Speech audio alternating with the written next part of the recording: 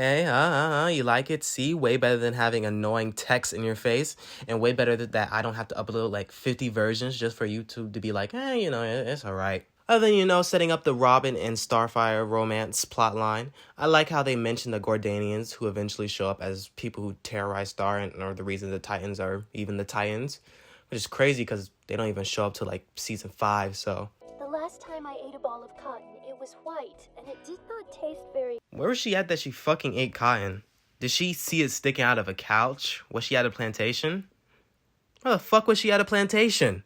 I really like the way Starfire and Robin are drawn in this, especially Robin, because sometimes they tend to give him, I don't know how to describe it, like a flat face, and his hairline can look a bit weird sometimes. So yeah, I think they look really well in this episode. Everyone actually looks really well in this episode, so, props to whoever did that. Wherever you are taking me, I do not wish to go.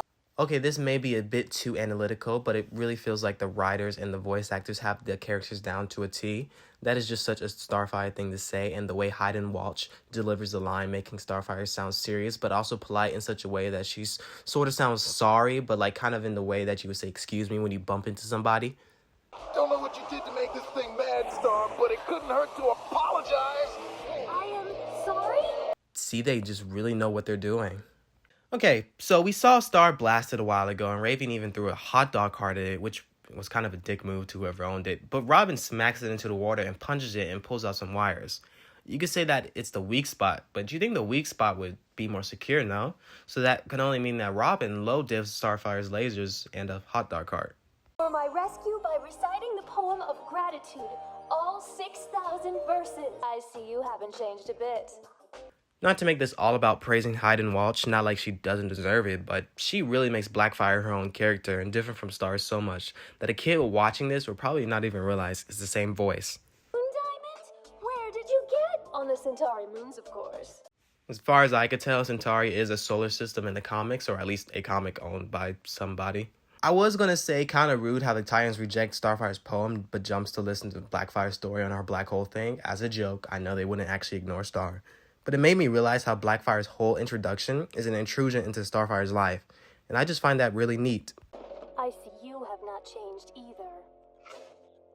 That line also helps make it clear that Starfire is not always completely naive. She just loves her sister. We see that the green car is ahead of the blue and white car here, and Cyborg says, But you can't pass me. And if you're like me, you may be overanalyzing a little bit and think that just goes to show how good their friendship is, that they're playing against each other's colors.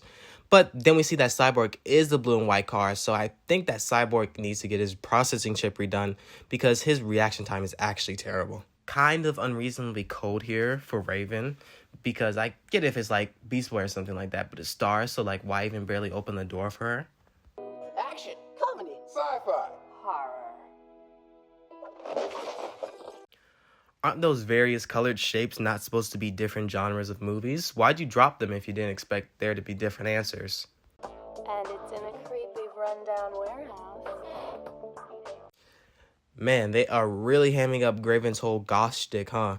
I mean, like, does she not like fun or anything? I mean, you could say that she likes the quiet scenery, but she's going because it's a creepy rundown warehouse.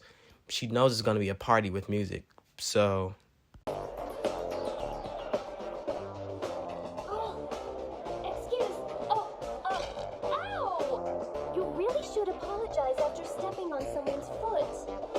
Jeez, Raven, help a girl out maybe. I don't know. What happened to girl power? Bet your Cyborg can do the robot. And I never would have figured you would have gone with such racist humor, Beast Boy. This party is pointless. Everything's pointless. Wanna go talk about it?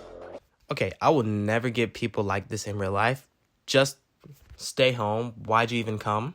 I'm a homebody myself. I'm not a guy that really likes to go to parties or anything.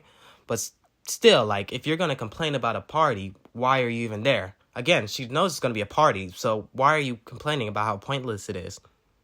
So we come to find out that Raven is, like, half demon, so that's why you think she's gray. But this guy's also gray, so then that even means that guy's half demon. Or gray is just a skin color people can be in this universe. You digging the scene? I did not know we were supposed to bring shovels. And I like how it shows these two guys laughing, but we hear a whole crowd laughing, almost like everybody in the place is laughing at her. It really shows how Cass Star feels right now, and I highly doubt that anybody would actually be able to hear her except those two, and the Titans probably wouldn't just let that slide either. And since I can't find a better place to talk about this, you ever wonder why Blackfire speaks so much more fluently than Star? Well, as we'll come to find out later, Tamaranians learn languages through Kiss in the show, and that fact has led people to believe Blackfire got around more, seeing as Star only kissed Robin.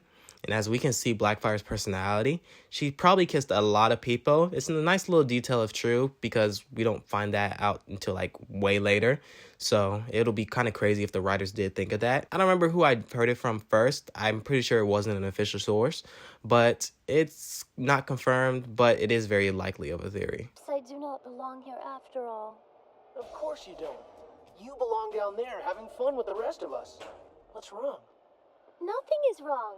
Everything. Dude, Robin's got like really good ears. This episode makes it really hard to believe Robin is some normal guy.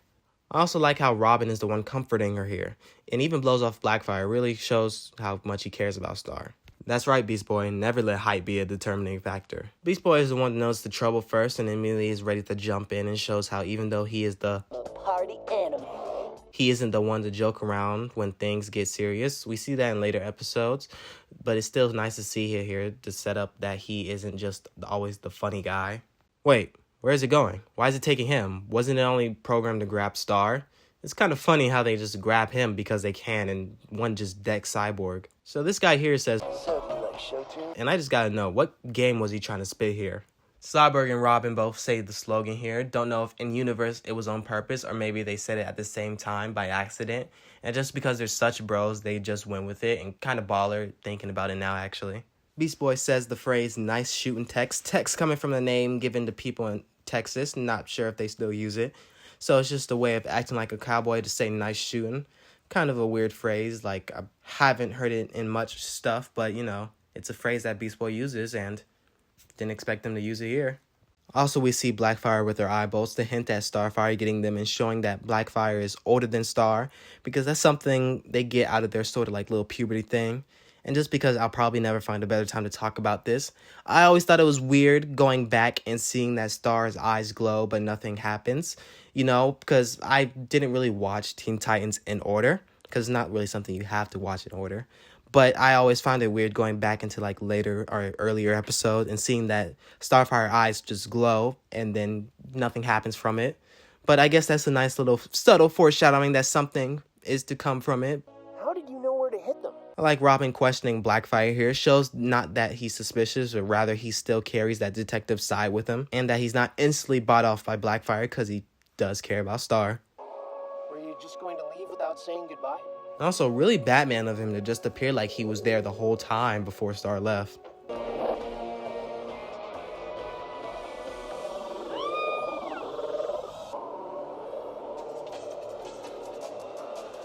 How the fuck did you get here? I do like how the ship kind of resembles a squid here. I will get out of jail, little sister, and I will get even.